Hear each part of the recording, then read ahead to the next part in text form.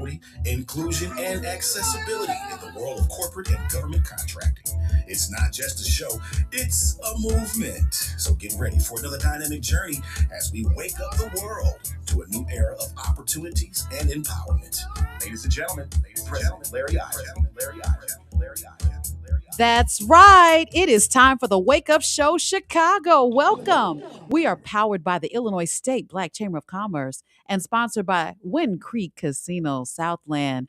I am LaDonna Raeh, and I'm happy to be here this morning. We are here each and every Saturday morning at 9 a.m. We're talking about an hour of power. How else can I put it? But with that being said, I am also joined by regularly. I'm joined by Dr. Larry Ivory, and he's on the Larry. You there? I think I hear you. Okay, that's cool. Yes, I'm I am. I'm gonna I'm gonna circle back because we got a guest in the studio today, and you always ask about him, but I want to make sure that everybody knows that I am honored to be co-host to you. And today we have Mr. Lorenzo T. Hughes. And he's saying good morning. I don't think you can hear him, but we're going to get his mic up. But with that being said, I am co host all the time with Dr. Larry Ivory, who is our president and CEO of the Illinois State Black Chamber of Commerce and chairman of the board of the National Black Chamber of Commerce in Washington, D.C. Good morning, Larry. Hey, good morning, Ladonna. Good morning. Yeah, And I know we got Lorenzo in the house, and I want Lorenzo to introduce himself in terms of right. what he does. He's not just the average guy, I he's a know, guy right? who's moving and shaking. So, Lorenzo, hey, tell us a little bit about yourself, man. Hey, good morning, Larry. Good morning. Good morning, everybody. Yeah, I'm Lorenzo T. Hughes, a local actor here in Chicago, guest star on Chicago Fire, former clinical and orthopedic massage manual and exercise therapist. Also certified. I'm certified in human rights uh, and sex rights consultant. So yes, I try to stay engaged. Sex Right. trafficking. Yes. Yeah, because there's all kind of rights to what you just said, Oh, but sex yeah, trafficking yeah. consultant. I want to make it clear. All right, they're gonna be like, "Is he a matchmaker? What's going on Right, here?" right. We have all kind of members in the chamber, Larry, and I was looking at our member roster. Mine is up for renewal. I got to go ahead and make my payment, but because of that membership we have a plethora of black businesses, black owned businesses that are thriving. And I love what the chamber does for even my business and has done for even my career. So I want to thank you just personally, Larry. But on top of that, I want people to understand that membership has its benefits simply because being a part of our family means that you have access to our entire family tree. And with that being said, I know that you were part of your responsibility for the Illinois lottery contract. Can you tell us about that just in short? Give us like 30 seconds. Well, years ago when Camelot Lottery was competing for the lottery contract, we were a part of bringing black uh, Hold on, women. Larry. I don't think you're online. Hold on. I want people to hear this. Let me make sure that you are being heard, and let me put you up. There you go. And okay, go ahead. I'm listening. Can you hear me now? Yeah. Okay, great. I said that we were a part of a game plan and strategy when the state was looking for who was going to be taking over the lottery. We got engaged early in the process and worked with Camelot, who was the winner of the lottery. And we worked with the general manager and all the key people to make sure that African American um, radio, TV, Media. newspaper had a seat at the table. So we were able to negotiate that and make sure, and we also did a lot with Camelot, who's now fallen in reference to making sure that African Americans not only had a seat at the table when it came to marketing and advertising. Um, and Michelle Flowers was an incredible leader in that space also. But we Now, also made Larry, sure that Larry, other I'm businesses gonna had. I'm I'm sorry. gonna ask that you call the number because you're really choppy. where you are. It looks like your internet signal is low, and this is some really good information. So just to recap, while you make that call, like absolutely right now, we're going to bring you in as soon as you come through. But Larry was saying that he was responsible for making sure that Camelot at the time had considered black media for advertising dollars, and that's pretty big. Seeing how that's what makes black media relevant to this day. Having those contracts is so important. But could there have been a Camelot or Illinois lottery contract without the chamber? Possibly, but we'll never know because obviously there was a need for that for the chamber to step in to make sure that that contract was fulfilled. Please continue, Larry. No, so like I said, Donna, the chamber's whole purpose is to create an environment, and I think the wisdom of the organization was that we knew that if we helped strengthen Black media, it would give us an opportunity to work with Black media and be able to bring things to light. And so the best way, if you want a friend, you got to show yourself friendly. So what we wanted to do is just be an advocate for Black media, and we continue to do that. And that's why we played a significant role with Camelot Lottery in terms of helping Black media. And the same thing too when it comes to Wind Creek. So we're always looking for opportunities to promote, because if we understand how important Black media is, it's like we understand how important politics is. So it's just a part of what we do as a business strategy is to create an environment where we're strengthening the people who strengthen us.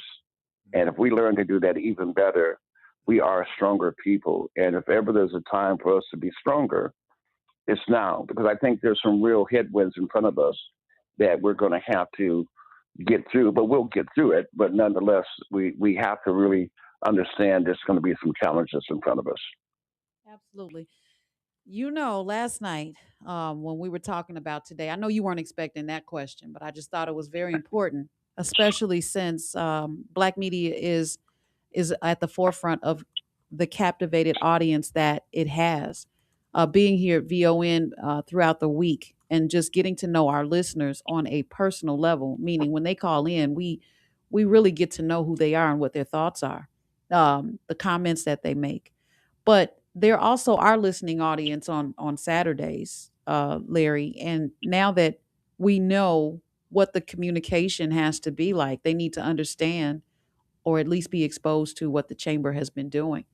And that's important to have those advertising dollars so that we can keep the doors and the lights on. Doors open, lights on. And I think earlier this week you asked me how many times does a does a business fail before it becomes successful? Yeah, that was my question, Don, because I think, I was having a conversation, which we are always engaged in a conversation about how to get better and how to help more Black business to succeed. And I was having a conversation with one of our members who were fairly successful in business. And there was a degree of frustration, I think, that he had in reference to the fact that it seems like in procurement, we're constantly fighting the same battles. And it doesn't seem like we're making as much progress, I think, as he wanted at some level. And when people say something, it catches you, and you can sense a degree of frustration they have, and then you're trying to digest that and come up with the rationale. And what I had to really share with the parties was the fact that I think a lot of time we get into a fight and we think the fight is going to be won instantly. And if you give up and if you don't keep pressing, you'll lose a fight. The only time you lose is when you quit. And so that was what I kind of gathered from the conversation, because I reminded him that the civil rights movement didn't happen and get, the 1965 Civil Rights Act passed one day and one year. It took a lot of time and energy. And I think we have to be resilient and be very focused on the issues that we have. And if we stop and if we get frustrated and we decide that, hey, look, this is not worth it, like some people are doing, LaDonna, and to our listening audience, when it comes to when I talk to people about what's happening in Washington, D.C., I hear people say to me, it's like they're giving up. It's like there's nothing we can do. Mhm. I don't really want to talk about that. I don't really care what they do. That's a terrible place to be. It's like quitting. Mhm. You got I to think it is understand quitting. what you're doing. Right. And Yeah, what it's go on. I'm sorry, Larry. no. I think that's the worst place that you can get to, is where you begin to think that you have no power, that you can do nothing, and that I might as well not let him get into a conversation about it. I think you got to be aware of what's happening on Capitol Hill. You got to know how it impacts you, and you got to understand that there's always a way to win. And if you are creative in your thinking, you got to find a way to maneuver to continue to thrive in spite of the conditions that we are experiencing at some level. Mm. Lorenzo, you've had your own practice. Hmm. You are also mentioned that not like I didn't know, but you're an actor.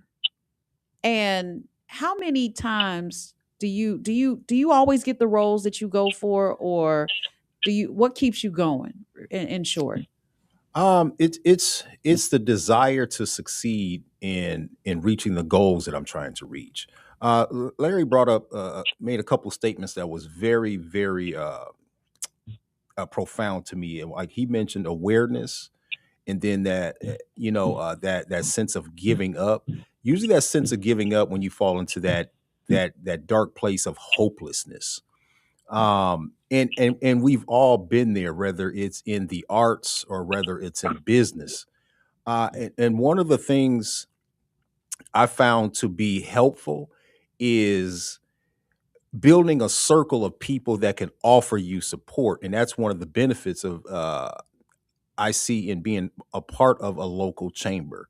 Because when that hopelessness set in, it set in because you've fallen into an area of unawareness, meaning you may not be aware on how you can increase the traffic in your business. You may not be aware on the best practices to market your business. There's a lot of things in business and in the arts that you're not aware of that people keep from you.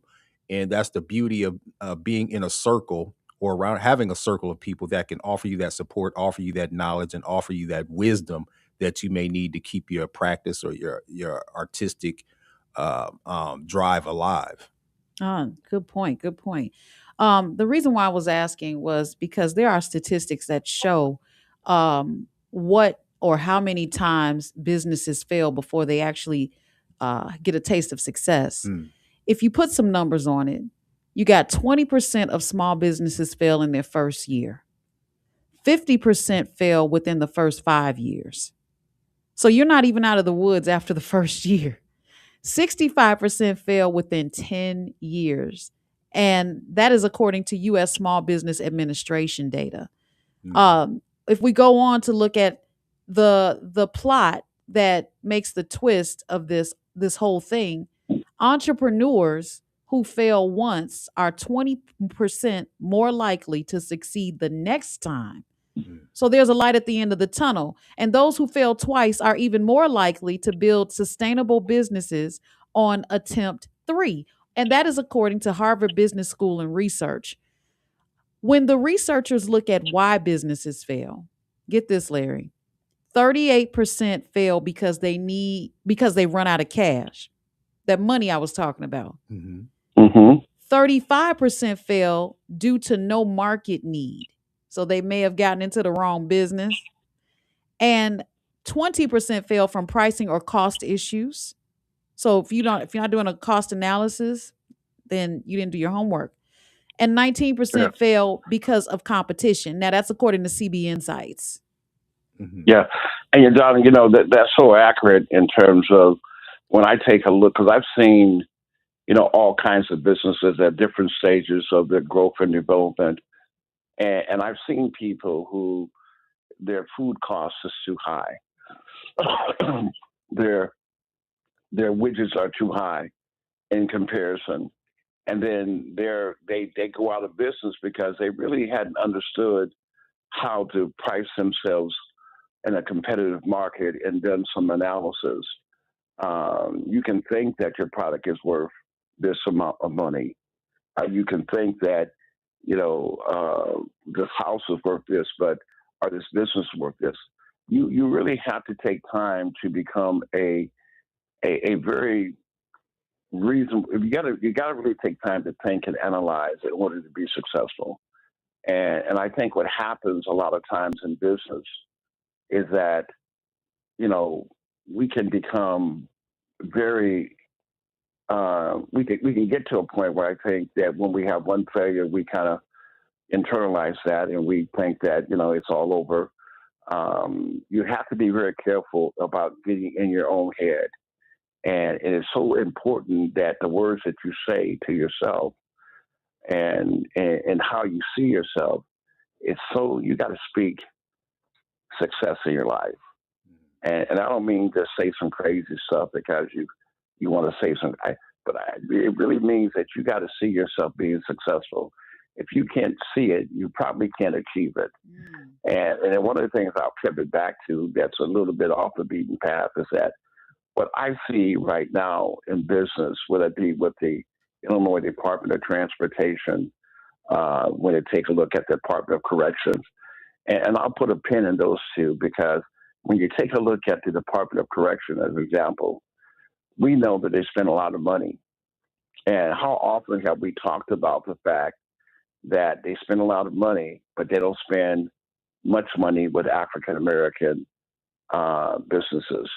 But yet we represent a significant portion, a much higher percentage of anybody else incarcerated at the same time. And that in itself, you can get into the weeds on that. But the point is that people I hear get really frustrated at, well, Larry, they haven't done anything. They're never going to do anything. These people don't care. You can get to a point where you just simply believe that there's no hope. And I think that we have to be careful about that in this environment. I think there's always a way because we're working right now and we're going to be challenging the Department of Correction. We're going to look at the numbers. We're going to be like a pit bull on, getting those numbers to change, whether that's through informing the legislators more, whether that's we're going to be calling for a meeting with the leadership of the Department of Corrections, because there's a tremendous amount of opportunities. We're just not getting those opportunities. And we don't really care about, all the rhetoric that people can give us. We only care about getting the results done. We want to be able to come back to our community and say, look, we represent 60% of the prison population, and we get less than 1.5% of any contracts, maybe less than that, maybe less than 1% when you take a look at the total budget. That's not acceptable. We got to keep pushing. We got to keep, making sure that people understand the disparity that exists there, and that we got to hold leadership accountable, no matter who's in it, whether you're black or white, whether you're a sister or brother. Doesn't matter. We got to hold you accountable for our participation. And I don't mean just our participation. I mean that you have to make you got to make more than just a casual overview of, well, they're not participating. You got to say, look, this is not acceptable. What can we do? How do we talk to the chamber? How do we talk to other groups to make sure that we're creating more opportunities? What's going on? You got to begin to wonder about that. But the chamber is there to keep the pressure on with every agency. Right now, you got the Illinois Department of Transportation, who's going through a lot of changes under the current Federal Highway Administration and this current administration in Washington, D.C. You don't have goals on highway construction.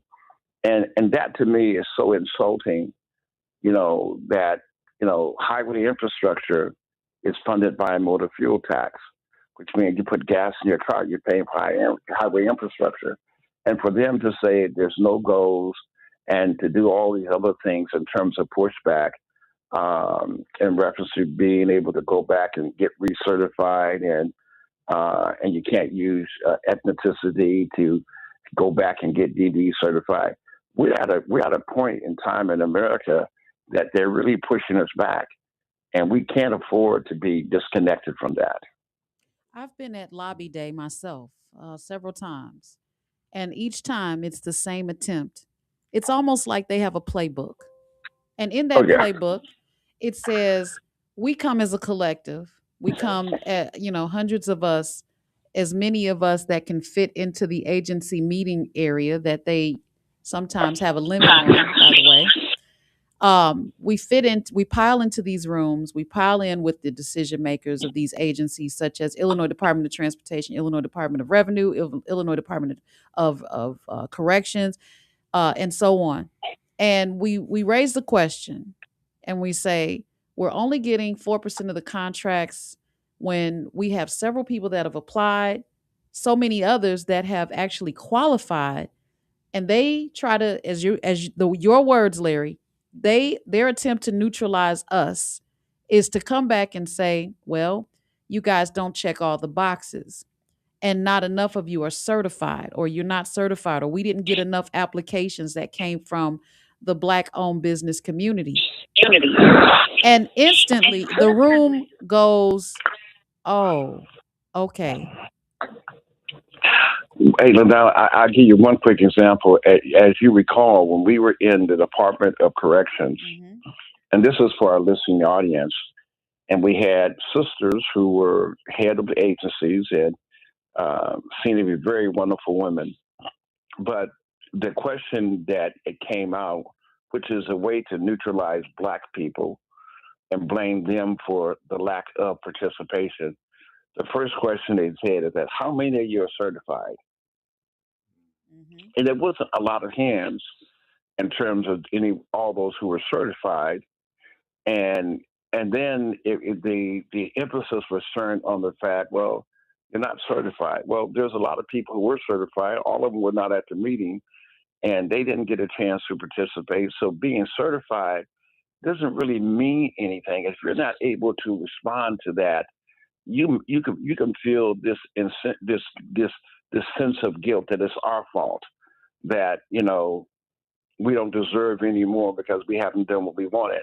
But the fact of the matter, there's been a lot of companies who were certified, who were qualified, who were more than qualified, who have done everything they were supposed to do, fill out the RFP, and always get looked over, even when they're the best in class. So we have to be careful when people say things, not to let them neutralize us and make us feel like we didn't do something right, because we can give you countless examples of people like Dr. Jeffrey Sterling and a host of other people from the World Group when it came to concessions. I mean, all kinds of opportunity they had to do business, but they decided not to do business. So it's important for us to understand the psychology of the game, and how they can neutralize you with just a comment if you don't know how to respond to the comment. In addition to that, I'm sorry, Oh, go ahead. Lorenzo. Go ahead. In addition to that, even Mintex, they did everything that was required. They won as a prime based business on the RFP, but they were still denied. Yes, it's still denied, and justifiably in their minds that they justify the denial, and what it means that we, and I guess what I emphasize that even when those things happen, it is easy to give up, because that's really what people want you to do. People want you to go away and feel like it's hopeless. But if you're going to win, you gotta keep trying. You got to stay focused on the issues. You got to keep pushing the envelope. You got to understand the more imperative for you to participate economically. This country was founded on the basis of taxation without representation Mm-hmm. and a number of other issues, from slavery, you name it. But the country fought for its independence because it was going to be a colony, and they were being taxed by the King George III, and they wanted to be able to determine their own destiny, and they wanted to participate in these different levels. So every time we take a look at fighting, we understand that It's imperative for us to know what we want and then willing to stay in the game long enough in order to get a win. And once you get a win, you expect to win. Absolutely. And then one more thing, and I'm gonna go to Lorenzo. Along with that Illinois Department of Revenue situation, when even after meeting all the qualifications, there's also a score that you have to pass by. You have to have a passing score. And they had a passing score, but the procurement decided that they didn't want to award it based on a gut opinion. Is that part of the qualification? Gut opinion? Is that part of the It, qualification? Whose gut? well, it's not, and unfortunately, that situation with the state revenue department has never had an African American in debt collection That ever. part. That Never part. had one. And Mintex is more than qualified. Mm-hmm. They did all the things, checked all the box, made all the investment, and it seems like it would have been nice for the Illinois Department of Revenue to say, "Hey, look, we got someone who has checked all the boxes. Even if something was missing, give them an opportunity to cure it, and let's have one person so we can say there's one black person instead of no black people ever to grace the Illinois Department of Revenue." And if we don't talk about this, and that's why supporting black media gives us an audience to talk about it, Mm-hmm. because the people always have the power. And that's why you have to understand that, America is a country of people, and we don't live in a dictatorship. Even though sometimes people think we do, the will of the They're getting people. ready. They're getting ready to bend over. Just don't spread your cheeks. I'm sorry, I had to go there. They're getting ready. But the power of the people is still powerful.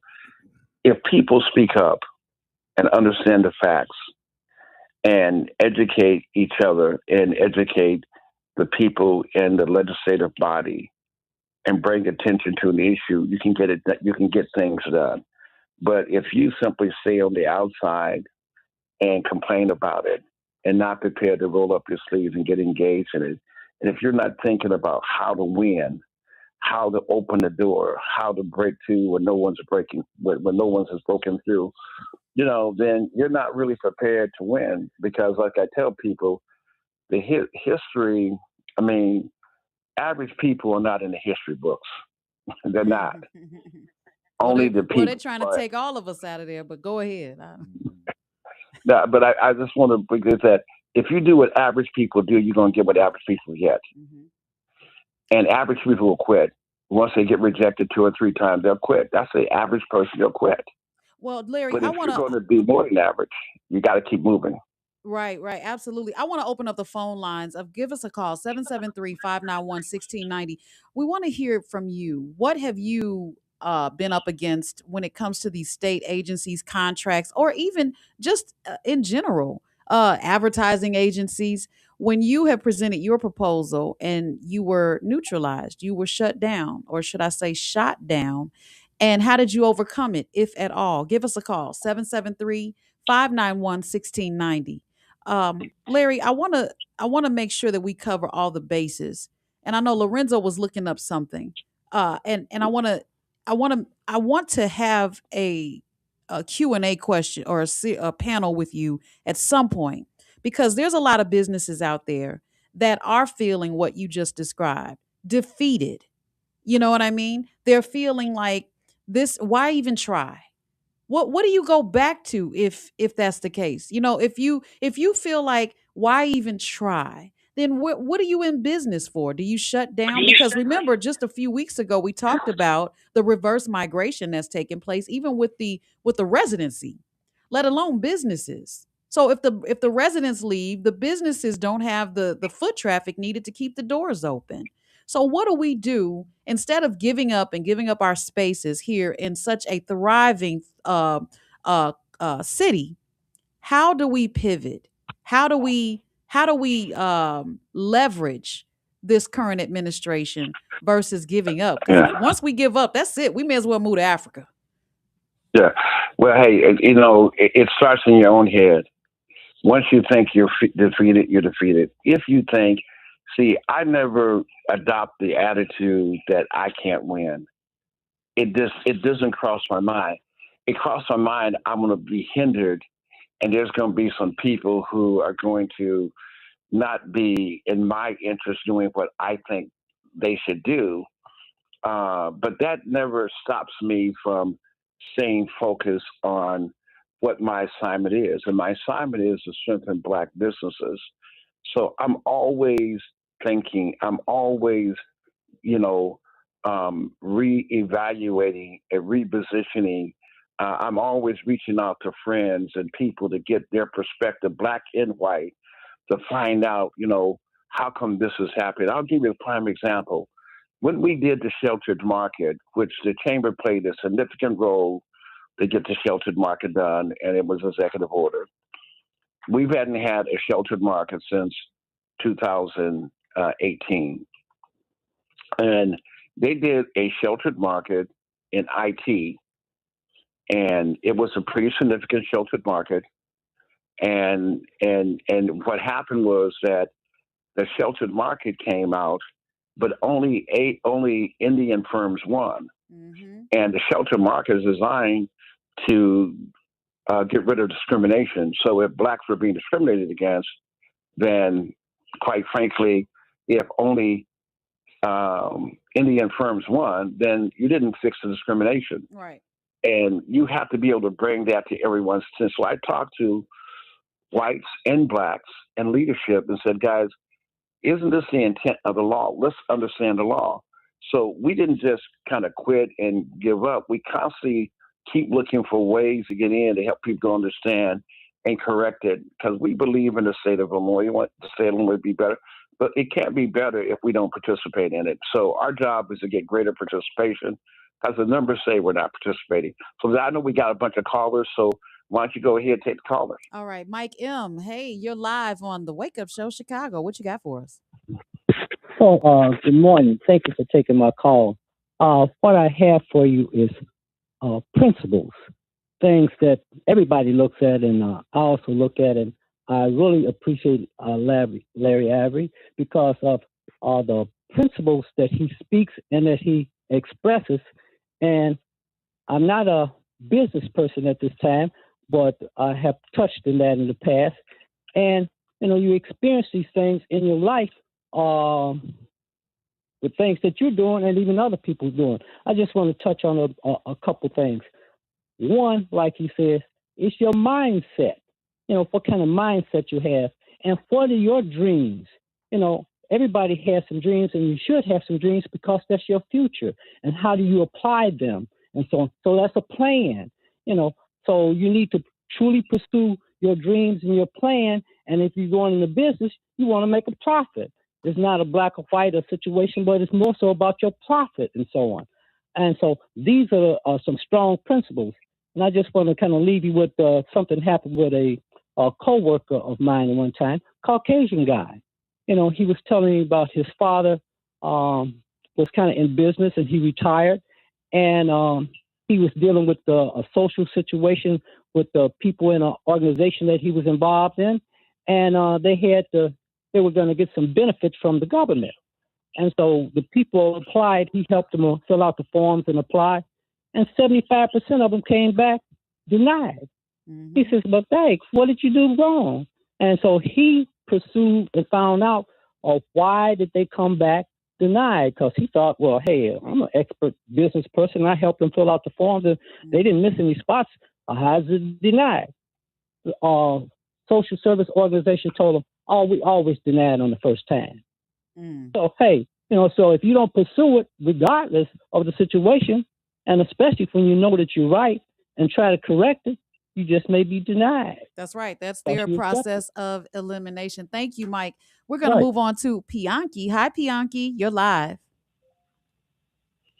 You're talking about Illinois. I worked in the construction on your IDOT projects in Illinois. And as I was telling David Friday, that one of the drawbacks in Illinois is that your work comp rates is high as the sky. And for a young business trying to get into the business. See, I use labor. I don't use the office supplies and so forth. And I erected bridges in Illinois. Down there at the Casino Queen and SIU Edwardsville, and I just wanted to be doing it. But your labor rates is it's completely outrageous. It's 43% more than what it is in Missouri, and that means that a young organization, a young company, is going to have to come up with a down payment, which is equivalent to a guesstimation of what they're going to do, and an insurance company is going to want you to pay that up front. And many people can't afford it. And also, what you talk about black, the emphasis should be on black workers in the field. So what is the program for producing them? Because those bids are competitive bids. They just don't give them to you because of who you are and what you look like. And I can tell you that firsthand. Absolutely. Thank Hey, you, let me Keandre. respond to that, LaDonna, real Yes, quick. please. Is that when he mentioned workman's comp works were high, but he doesn't know that the chamber was down in Springfield because we knew workman's comp works were higher, and that our businesses were paying. I think Illinois might have had the second or the third highest workman's comp rates in the country, and it may mean that you were spending money on workman's comp instead of being able to invest money into your business and employ people. Because once you have that fixed cost or that greater cost, then it impacts your ability to do other things. We fought for it. I think what we have to do, like I tell with people, is that, just because we have higher rates today, don't mean that we can't change it, that there's not a game plan that we could get together from a chamber, from other organizations, and begin to rally to say, let's take a look. If other places can be more competitive, what can we do to be more competitive, which gives Illinois a better competitive environment when it competes against Indiana or any other place? The point I'm making is that we're never out of the game. We're only out of the game when we think that there's nothing we can do. And yeah, it may take some heavy lifting. It may take some real energy in order to make things different. But you have to continue to push the envelope. I'm glad Dr. King didn't try one time and give up. I didn't just say, well, they're not going to do this. He kept pushing, and eventually his time for pushing ended because they took his life. But he never gave up. And I think we should never give up in spite of the circumstances. I believe there's always a way of winning. Yeah. I don't care what they say. There's always a way of winning. Even Mandela, incarcerated, Mandela was freeing his mind, and he came out and became the leader of Africa. They incarcerated him, but he never gave up. So I think it's important, from our mental health to make sure that we stay engaged. But now I'm going to make this quick comment because I think we may have other callers.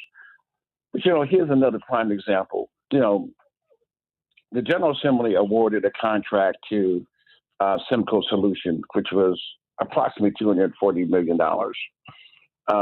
They agreed to it. It passed the House and the Senate. It was in the budget, and the governor signed off on it. But in those 4 years, not one penny has gone to that organization.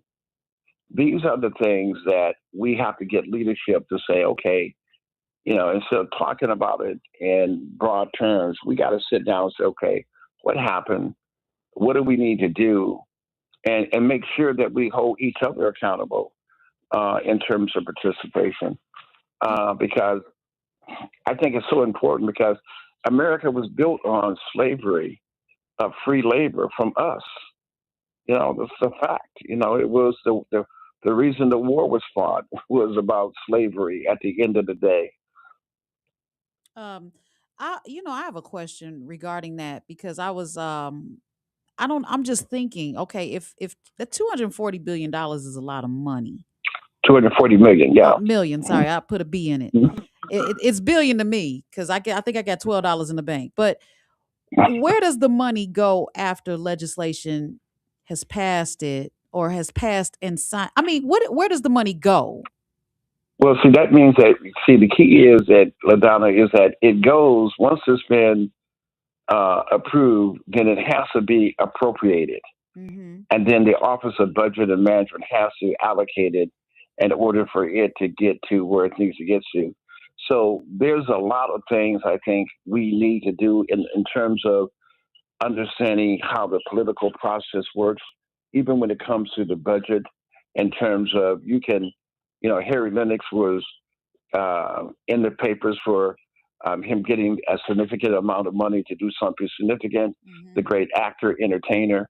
And Mm-hmm. Harry has been there, and he's hadn't gotten one penny of that money.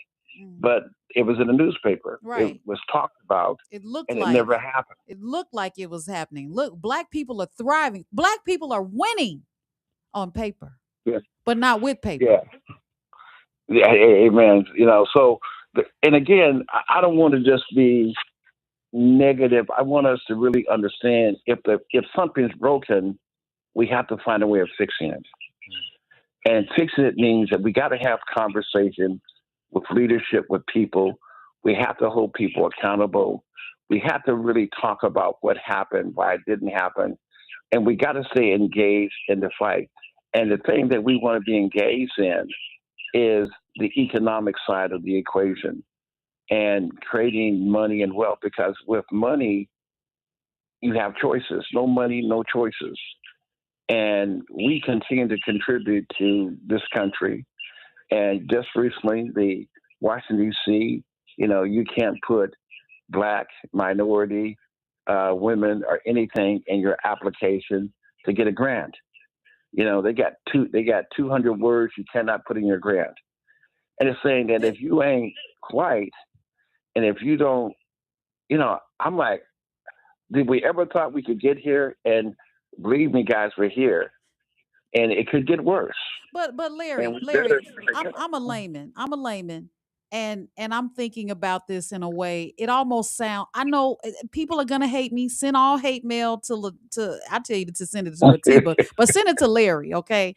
Um, it almost sounds like a good thing though. Like, have we been leaning too heavily on being black in our applications? Now, I'm all pro getting what we are our fair share. I get it. But have we created a crutch in saying I'm black, I deserve, give it to me now? Or can we pivot and say, I listen, my story, because you have to give your narrative now. My story, my story consists of this.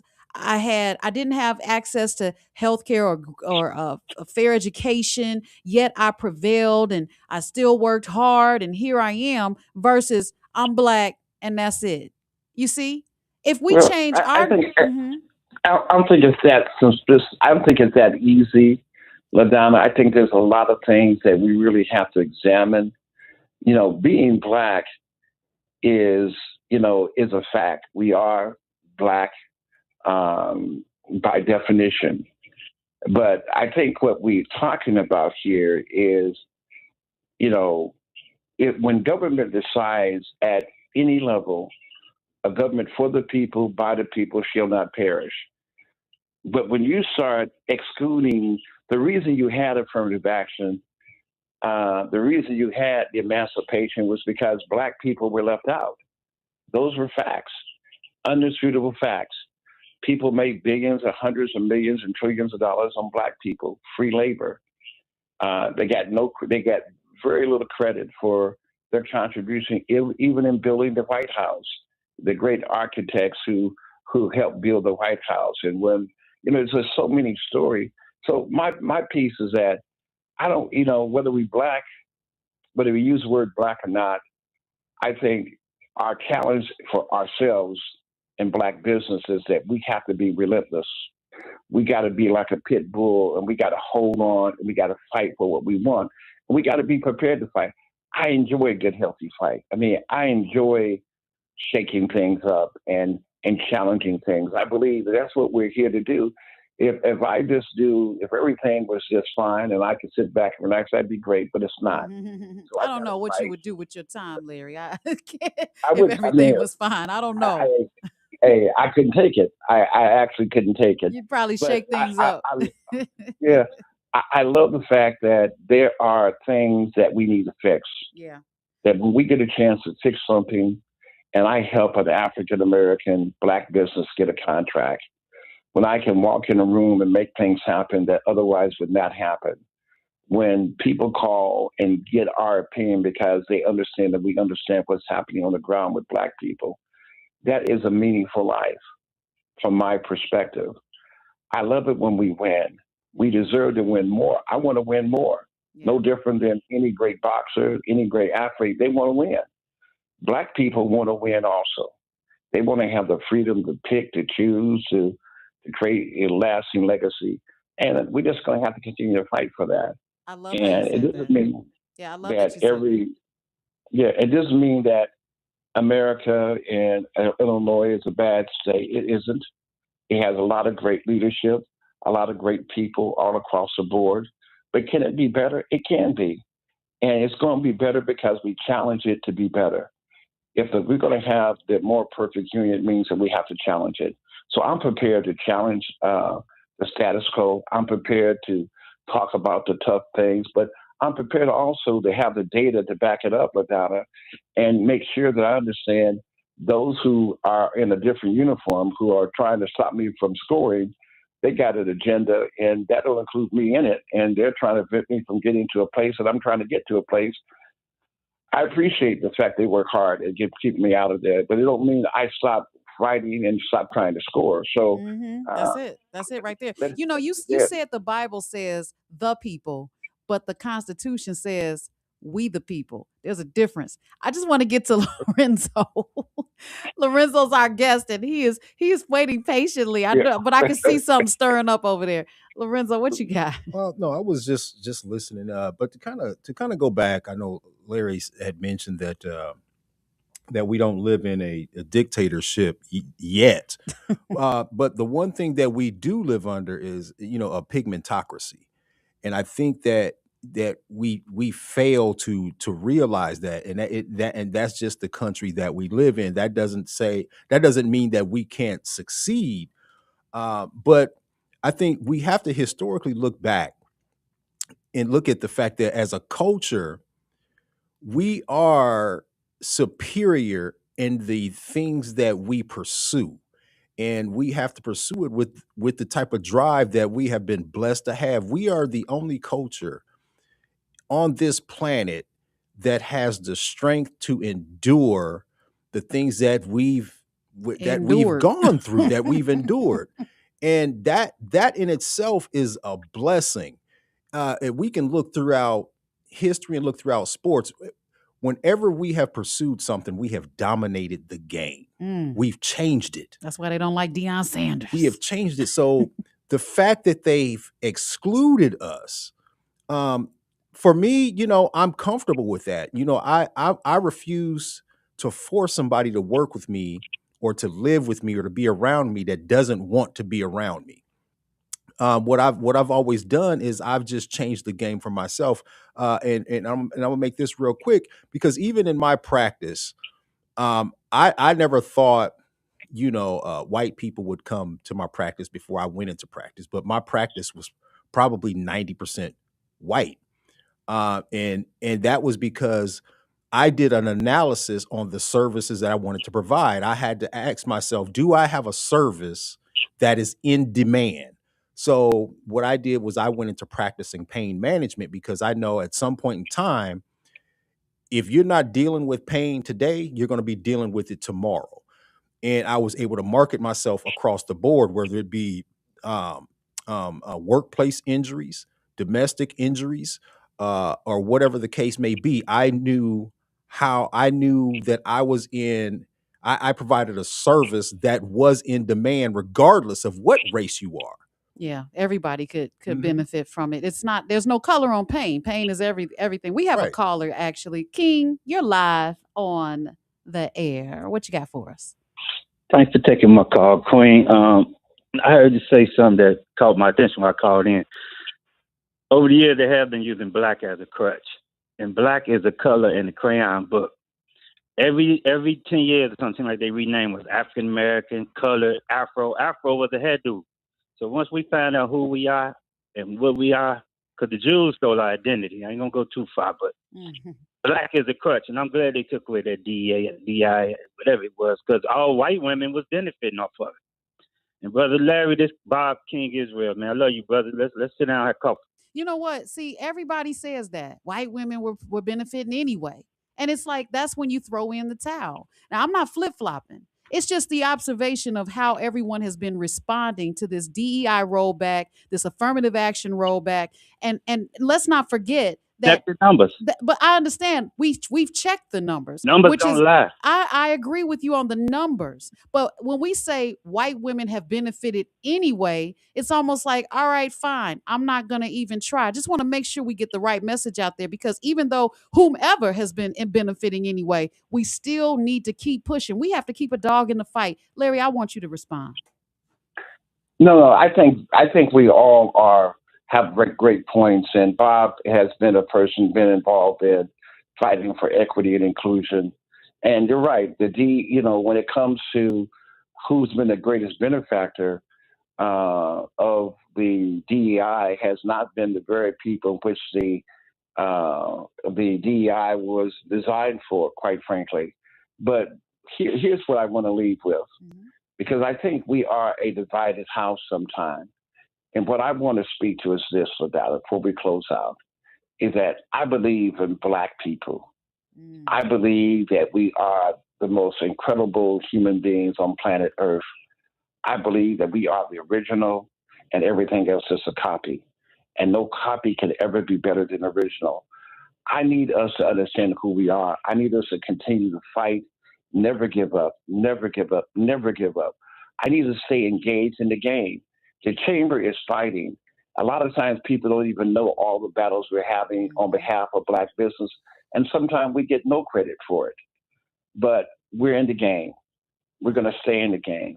We're going to continue to take a look at the numbers where there's disparity, whether it be at the Department of Corrections, whether it be at DCFS. We're going to continue to help move our agenda forward. We're never going to quit that. And so I encourage all my brothers and sisters, even those who have issues among themselves, to find common ground and to make America a better place, not just for yourself, I thought you were going to say make America great again. no, make America a better place for everybody. Because it's a beautiful thing when people come together and work together, and where there's no, I'm trying to get you, you're trying to get me. I know that's idealistic, but it's the hope of an ideal, the hope of America, even though it was white males and didn't include us, from the concept of the more perfect union was a hell of a concept in terms of a freedom to self-govern and to self-choose. 1 minute, Larry. And so I just encourage people, like it says, strive to get on top, because it's the bottom that's overcrowded. Oh, That's wow. Brown. Yes. Well, I want to thank our special guest today, Lorenzo T. Hughes, for Always. coming in and helping us move this conversation along. Larry, it's always a pleasure. So, guys, don't let no make you smaller. Don't let it delay you. Membership with the Illinois State Black Chamber of Commerce has its benefits, because one voice can be dismissed, but a unified, informed body cannot be ignored. I'm LaDonna Raeh, co-host of the Wake Up Show Chicago. I will see you guys on Monday on the afternoon show. Thank you, Dr. Larry Ivory, President and CEO of the Illinois State Black Chamber of Commerce. And of course, thank you to Wind Creek Casino Southland, WVON. And we want you to tune in and tap in next week. Are we doing, because it's not the holiday yet, right? Oh, I was trying to get another day off. But no, we'll see you next Saturday, guys, at 9 a.m. right here on WVON 1690. Bye-bye for now. Get ready to wake up to the pulse of progress as we amplify voices, break barriers, and illuminate the path towards a more inclusive tomorrow. Follow us across the socials at The Wake Up Show Chicago. Be sure to like, subscribe, and share. It's The Wake Up Show every Saturday morning at 9, where change begins with every sunrise. Welcome to The Wake Up Show Chicago.